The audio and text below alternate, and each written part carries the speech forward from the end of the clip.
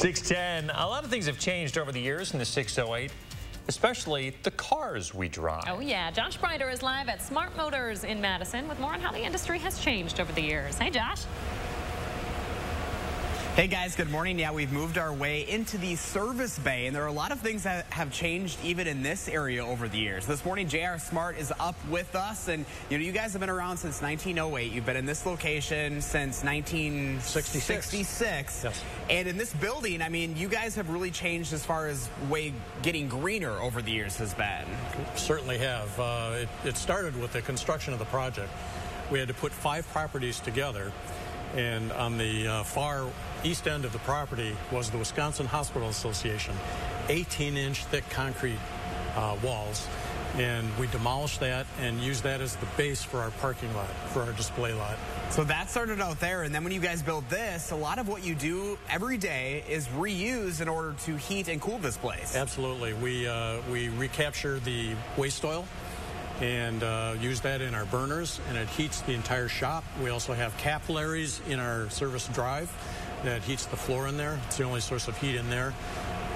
We have high-speed doors. We have a lot of green features built into our parking lot, actually. Rain garden of sorts down at the far end. And we have 940 solar panels on our roof. So things have changed, I mean, since you've been here. Talk a little bit about how the industry has kind of shaped the way that you are now. Yeah, the industry has changed remarkably. We did very well with Prius sales early on. Madison beat down our doors to buy Priuses back in those early days. And we thought it would be a fun thing to do to have a Guinness Book of World Records for a hybrid parade. So we held that for a number of years. 208 hybrid vehicles that we had in a parade around the area. And that's a record. That is a record. That's pretty cool to have that here. I mean, no surprise here in Madison. We're a pretty green community already. Very green, yes. Just talk a little bit about, the service area in general, because obviously we are here in Wisconsin. You have a lot of indoor space as far as the shop goes to. And being green, that's a big part of Toyota's initiative as well. Absolutely. They've just launched a new initiative called DEEP, Dealership Environmental Excellence Program, and we're always a hand raiser for new initiatives like that, so they're going to help us get even better.